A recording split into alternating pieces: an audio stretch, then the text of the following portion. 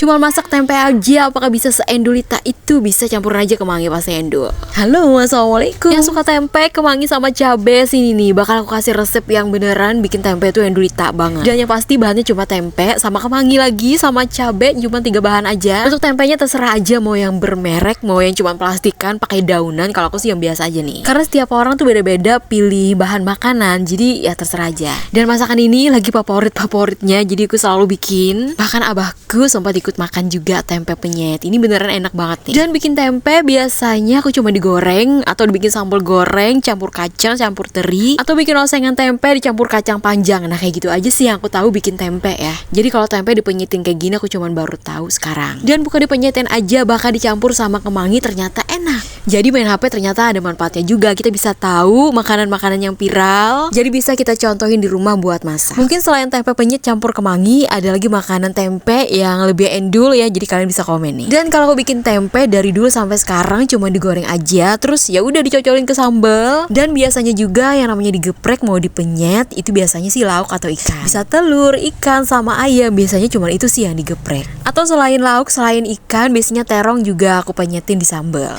Dan nggak tahu kalau tempe ternyata bisa dipenyet atau digeprek tuh ternyata seendul itu. Karena kalau udah tahu dari dulu mungkin aku bisa gendut dari dulu ya. Jadi nggak sekarang aja mungkin. Dan bikin sambalnya gampang.